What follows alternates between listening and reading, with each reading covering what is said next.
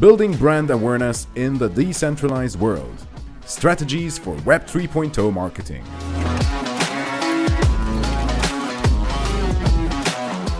Here we're talking about brand building, and I'm so glad to be on the panelists with you guys. And I'd like to hand over to yourself to introduce yourself and your company. Hello. Hi. Hello, everyone. My name is Towqeer. I run a company called Emchain. Emchain is basically a user-based acquisition and marketing solutions company. We can say that roughly we have one of the largest world's subscription-based models, where we have around 500 million plus subscribers based around 1,500 plus content creators working with us. We are the exclusive CSPs for companies like Facebook Gaming in India. We are the exclusive CSPs for world's largest independent game streaming platform like Loco. And we have been working closely in the gaming and esports industry and marketing side and content distribution side since last 4 to 5 years. We roughly generate every single month more than 4 to 5 billion viewership. And we do it across all the streaming platforms, be it the OTT counters or be it the conventional YouTube or other particular platforms. Why we call ourselves mainly as user-based acquisition company rather than a marketing company is that we actually focus mainly on acquiring users, which comes as a post-marketing solution. So yeah, that's a brief introduction. And also we have some esports development and esports organization that falls under the same company group. Very nice introduction. Very great traction I hear. And let's now hand over to our other panelist member. Please introduce yourself. Hello, everybody. It's a pleasure to be here today. My name is Anna Tutova. I'm co-founder of Coinstelegram. We have a group of companies. We have a news media, YouTube channel, and PR marketing agency. And we support the projects in the space with the brand promotion and building trust in the media. We help get featured our clients in publications in both traditional business, financial, and crypto media like Forbes, Entrepreneur, Finance, Yahoo, Cointelegraph, and so on. As well, we help with regional developments in Asia, Europe, Latin America, Middle East. We work as well with a lot of influencers, do social media campaigns, so do everything to help and support to grow the projects. Great, fantastic. So really good two companies already with traction and based in Dubai. I've heard of Coinstelegram before as well. My question for both of you actually, firstly, is does Web 2 marketing differ from Web 3? And if so, how and why? Who would like to take this first? Yeah, it's somehow different in terms of the channels, and it's as well becomes more different in the ages and with the bigger crypto adoption, and especially these days, with recently we have blockchain gaming, NFTs, which attracted as well wider audience, which are not only who are not only interested just in pure trading, speculation, or something like that, but people just do things for fun as well, like entertainment or following NFTs of their favorite celebrities or people who are interested in art and so on. So it depends. It much depends as well on the type of the project you promote. So for example, if you have general projects which can be understandable for the wider audience, you can promote it in traditional channels as well, like in business, tech media, among traditional influencers. If you have something very technical or into DeFi, maybe it will be relevant more to select very targeted channels, just crypto media or just crypto trading influencers where you can find the right target audience. As well, in terms of application of social media, it's must for any project, and it's the first where you reach your audience and grow your community.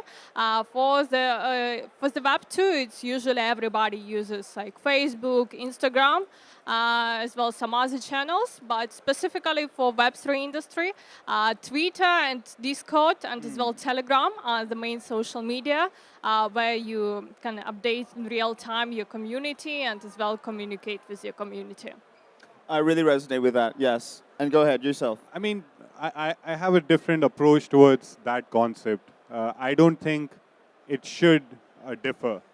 right? So rather than does it differ or does it not differ, but I don't think it should differ. However, in the understanding of basic Web3 marketing concepts are not aligned towards the actual adaptation of that particular project. Like when we conventionally look at any particular, let's say you take any Web3 product that is out there, and the mainstream media that, or the channels that they have acquired is the same PR, basic KOL strategy. You can say, going into multiple media channels of Web3 oriented channel, newspapers or articles, so on and so forth.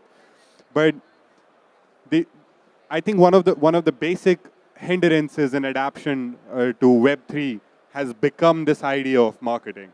When we take this particular approach, we are only targeting a very segmented, audience, rather than going into the fintech audience, a conventional Web2 fintech audience, rather than focusing on a larger scale of audience on a broader perspective. I say that rather than creating a separate channel for Web3 media and marketing, the more idea should be aligned towards actually going into the mass scale and the channels which has higher tractions than the Web3 media. Now, per se, the idea of marketing somehow, I don't know how it has formulated into Web3, is that when we start a project, the first approach is like, I want to go into this magazine, and this paper, and I want to go through this KOL, that KOL. That's how the world is going to know me. But if you look at a conventional, multi-billion-dollar companies or multi-million-dollar companies, we see that this particular stage comes after the project has achieved a success rate, or they have onboarded users, or they have onboarded particular audience for their project. Now, rather than taking that step first, and that too in a very segregated way, that I'm going to approach these 10,000 readers or 100,000 readers, which are not really readers, then going into a conventional Web2 media basis and lighting that a larger scale, 97% of the global population, target them and tell them about my project. If I retain even 1% out of it, I'm still a very successful project, right? So I don't think it should differ at all. I don't see there is a need to do that. There is no need for me as a Web3 project or anyone's Web3 project to go out and say that, hey, I'm different than you. But rather than having an approach that I'm same as you, but I do things a little better, right? So how do I do that better? I reward in certain ways, whatever your project inclines towards. So, as I said, it definitely shouldn't differ. And I kind of don't agree with the same concept of going in a conventional Web3 media. Interesting. So I have some interesting views about this because my agency is sort of Web2 and Web3, gyms and also NFT, media partnerships. We invest in NFT projects ourselves. We invest in tokens ourselves. One of the things I learned about Web3 videos or video, I suppose you could say the next Instagram, is that you can actually watch to earn.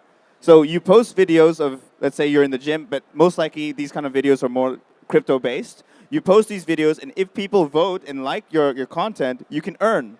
Now, in Web2, that would not be possible, right? You post a video or a reel on Instagram, or you have a Twitter space, there's no earning potential on that, but you don't do it for the earning. You don't. Some people want to do it for the earning. Some people want to do it for the credibility because of the vote. Because of a DAO, in a DAO, every person who is a DAO member can vote, and they have they're verified on the blockchain that they through their MetaMask account that they are a person. But in Web2, it's not the same. So I just wanted to highlight that point and ask you, what do you think of the concept of watch to earn in Web3 in the new era that we live in? Is that something scalable? What do you guys think? You see, we have been working with multiple OTT platforms, like, as I said, like Facebook Gaming, with Loco, with some of the other streaming platforms, where the mechanism is still there that, basically you get a Web2 token, or you get basically some sort of rewards and these points to actually watch more and more content. But you have to look at the feasibility of that product itself, that if I watch to earn, but how is that company making revenue? Because the ad models are not working. Because most of the ad data is, first, before actually going to that concept, we have to see how we basically monetize the militarized data Right. that is under these big companies. Right. Right? So unless that data is not brought on chain for most of these companies who are actually going there and paying for the AdWords and so on and so forth, unless that's not solved, I don't see there is any feasibility with anyone creating a wash to earn and then keeping it as a sustainable model for long. Like they will have to dry up their treasuries for doing so. So I firmly believe that before actually going to the solution, we have to start like digging like the other sources to it. That how are we, like, let's say we are running one of the biggest, world's largest independent game streaming platform with around 70 million users, funded by Sequoia, Hash, all of these companies. But they still don't have an ad model. Why is that? They are not doing any advertising. They are actually burning cash at the moment to just make sure that these streamers, these professional streamers as well as amateur streamers are onboarded at the same time. Why? Because they know that if they start monetizing that model, the data that is available there will not be able to, you won't be able to scale it unless there is an opportunity that is created from the telcon data. But you cannot monetize on telcon data because it's all the servers are actually militarized. You cannot sell that data to anyone unless someone comes up with a magical hardware that you can place inside these telcon towers, and then you can scale it on that. You can say e-commerce, you can solve all this data issue that is there. So I don't think there is any such sustainable thing called successful wash to earn concept right now, unless it's done on a very large scale. Okay, interesting. I want to get Anna's views. So he thinks that it's not sustainable right now in terms of watch to earn because of the reasons he just described. What do you think about that? I think it is scalable, but in the very long term. The main issue that currently all these play-to-earn games, watch-to-earn, and etc., with the incentivization in Web3, people mostly from developing countries use those applications. And most of them use not for fun, but just mainly because it's their additional source of income.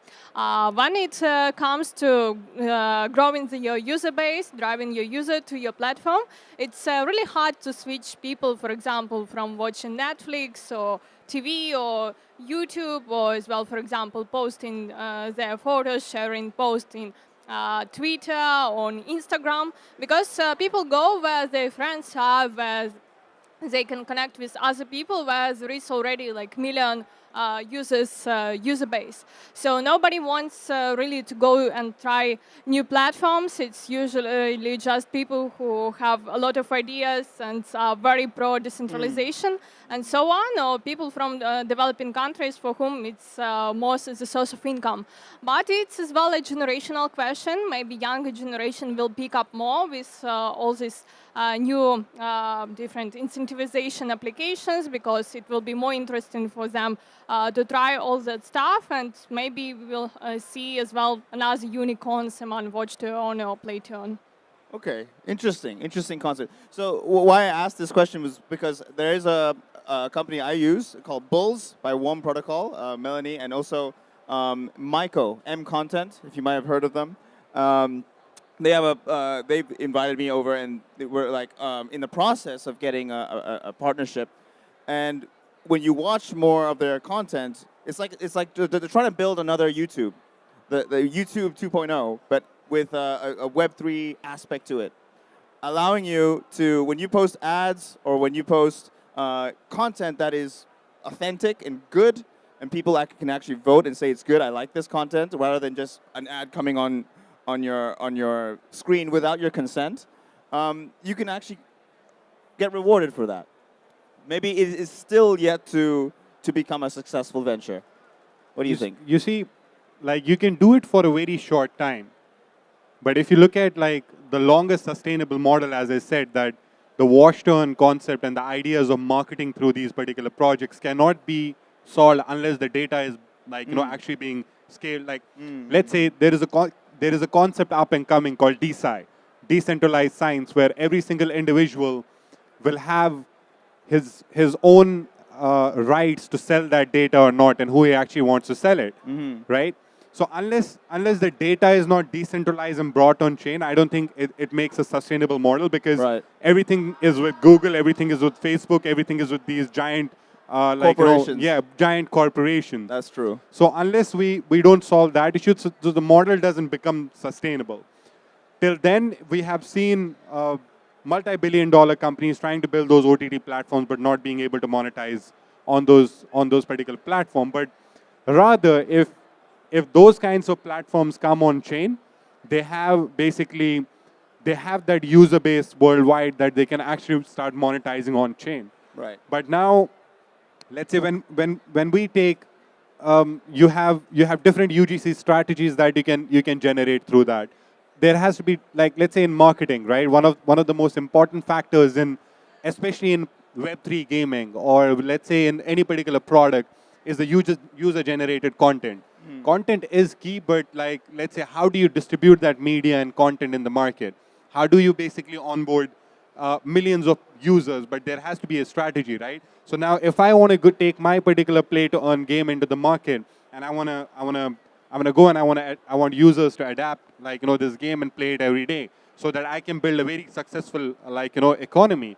Now, it doesn't really happen because people adhere to the basic conventional marketing that I want to go to this newspaper, this KOL, that KOL, but there is no strategy. You know what I mean? So how is your GTM aligned with the rest of the world, right? With the gaming market. So I can go in the market. I can rather than me trying to go against companies like Tencent, Riot, and all these companies, why don't I copy their strategies? Right? This is one of the models that we function on as company, because we are partners with Tencent for their co-creation programs in South Asia from last 4 years. We are their comms partners, let's say in Turkey, since last 1 year.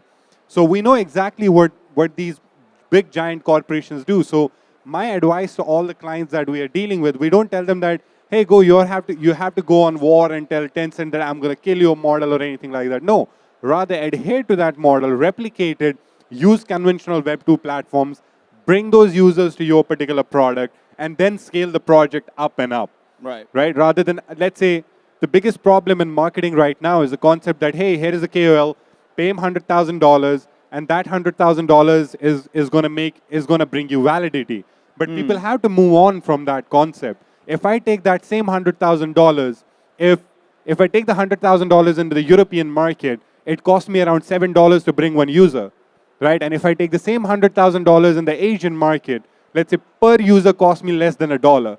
So rather than me taking this particular product and trying to convince every single Web3 user that, hey, I'm authenticated because Michael Jordan is promoting my product, that doesn't solve anything. Right? So Adidas didn't go in the beginning and they started onboarding these users through Kanye West. I mean, whenever it was there. They spend that money from the surplus revenue that they have created. So we have to understand that your strategy should be aligned first to acquire the users through the user-generated content, distribute your media, have a strategy aligned with the Web2 market, onboard users from that. Then when you see that you have around 100, 200,000 users who are active, I'm not talking about just downloads. I'm just saying active users. Yeah. Then you go into the market, your sustainability is like that at least every month you can generate at least 200,000 as a revenue. Then I will go and take, let's say, a tier 3 celebrity to bring some sort of low-level authenticity into it. Everything comes step by step, rather than jumping to the last stage first, that here is Michael Jordan, or here is, like, let's say, Cristiano. Yeah, Gary Vee, or here is anyone else, like, promoting my project. Right. That is very short-term idea. You need to have co-creation strategy. You need to have UGC strategies. You need to have media distribution strategies. Fantastic. If that's not solved, I don't think you are going in the right direction of marketing overall. So that's what I believe in should be solved first. Then we go into which platform to go on. Till then, stick to YouTube. Stick to other OTT counters.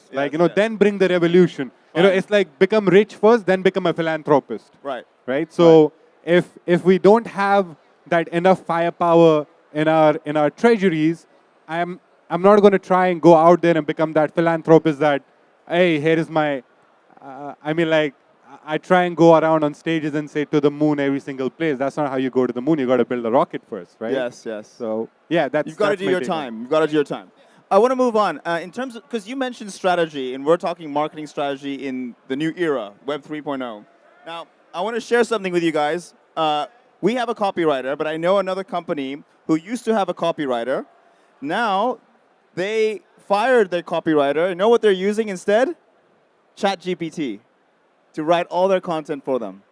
So I wanted to ask, since you both have companies, is this something you've done or are considering?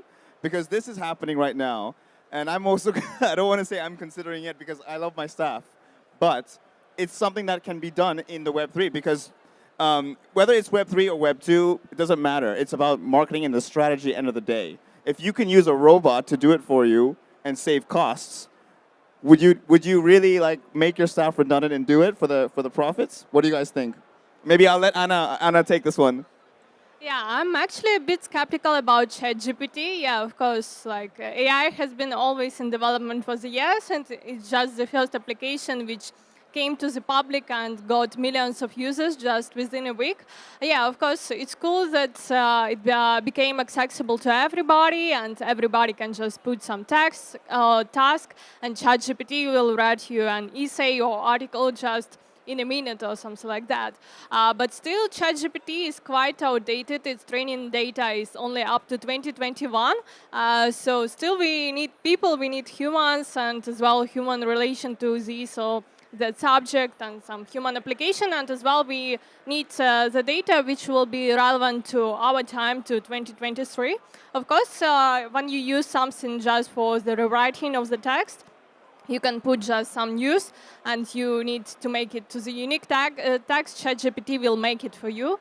But if you make another research which has some new unique data, and ChatGPT is not trained about it, of course you need humans. So I wouldn't say that AI will substitute human workforce in the next few years. Of course, a lot of even bigger publications lay off some of their journalists, but I still think that we need humans to do some of the work which to make even more unique articles, because sometimes I even don't like the formulations of ChatGPT, and I consider that people can make a better job. And another cool thing I like ChatGPT about, and I see a big future, is finding the bugs in the code or teaching the code. So children or people who are keen to learn the code can just ask ChatGPT and it will explain. Or as well, developers can save a lot of time in finding some bugs in their code. Yeah, yeah. And not just that. I mean, before we get into that, I want to also just say ChatGPT, firstly, is not decentralized. It is centralized. You have to create an account, KYC. Just want to make that clear. You have to give your data to a central authority. That's how I define what is centralized and not decentralized. But not only are we seeing this in ChatGPT, but we're also seeing this in PineScript, another coding language you can use in creating bots that will trade on your behalf, like algorithmic trading. But this is a separate topic. I'm just saying the concept is there that AI is disrupting marketing strategies and general strategy, like corporate strategies. I wondered if you wanted to weigh your thoughts on AI, using AI in marketing. I mean, look, we basically, it's not just about ChatGPT, right? So only ChatGPT is one particular application that is out there, and which actually became kind of outbursted a lot of other technologies at the same time, and it came out and people started talking more and more about it.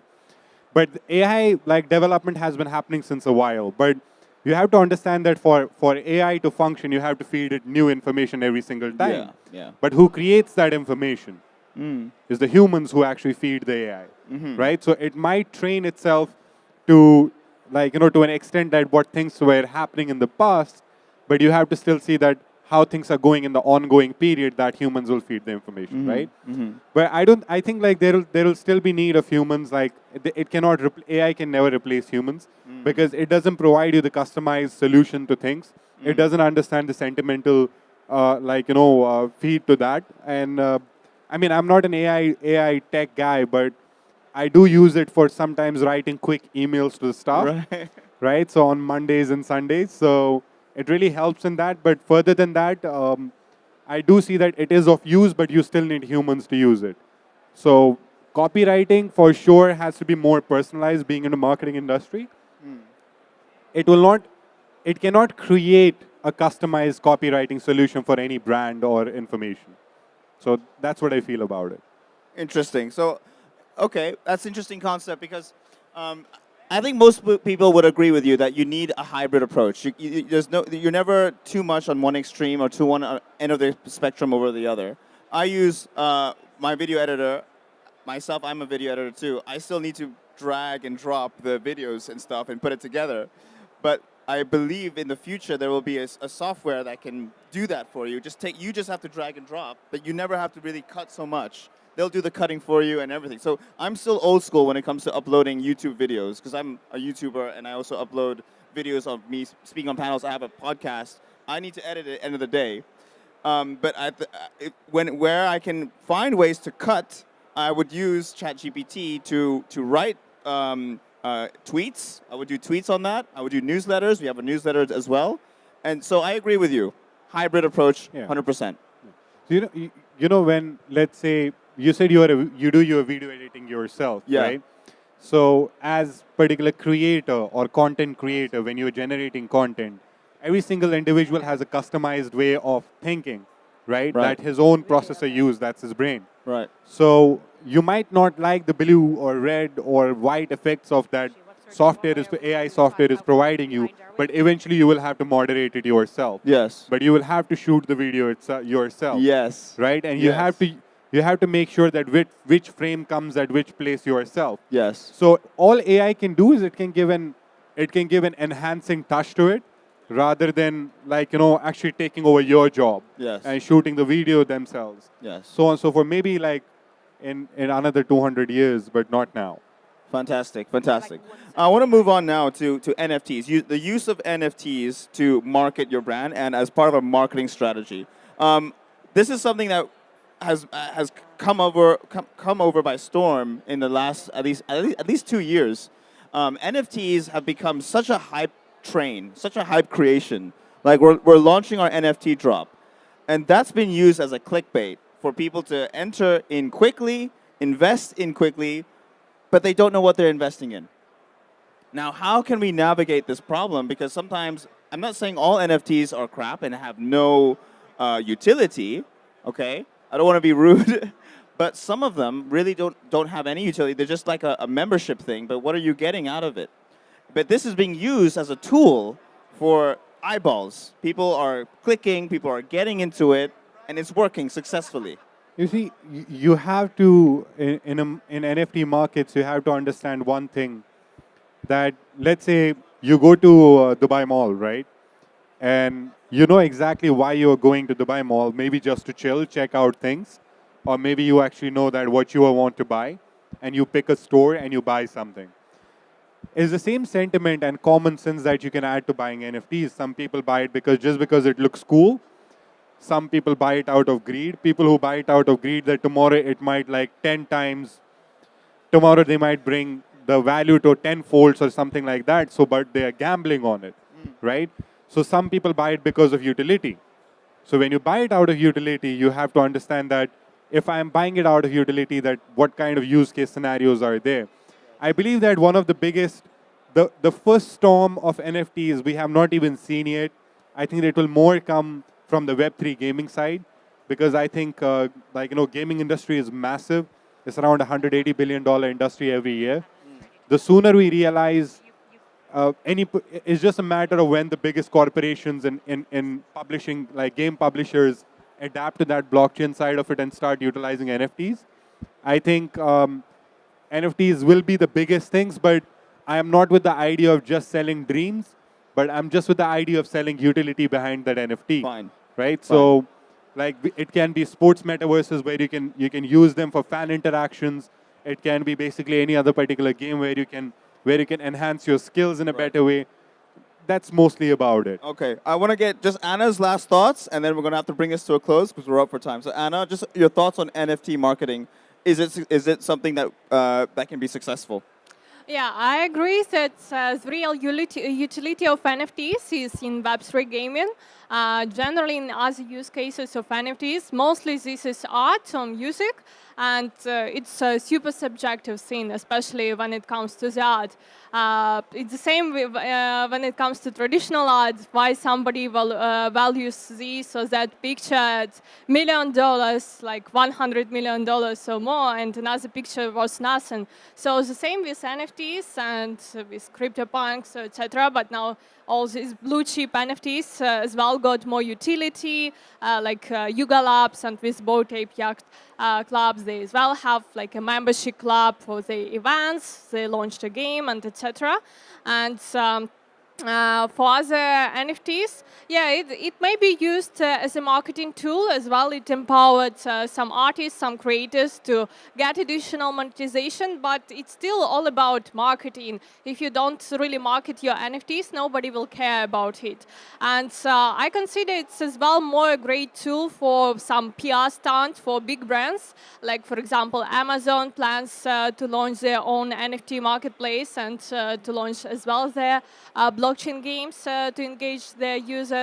Starbucks partnered as well with Polygon, so for some points on blockchain, and as well they are launching their NFTs, and a number of other brands announced the launch of their NFTs, and all the big media start immediately pick up this news, and all those big brands getting free PR from this. So on that side, it's a great thing.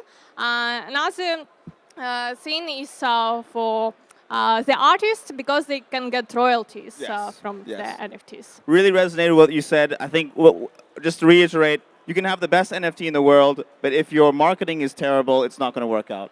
We'll end on that note. Thank you, Anna. Thank you, Towqeer. This has been a great panel on brand building in Web3. Thank you so much for your time, for listening. Thank you, everyone. Thank you.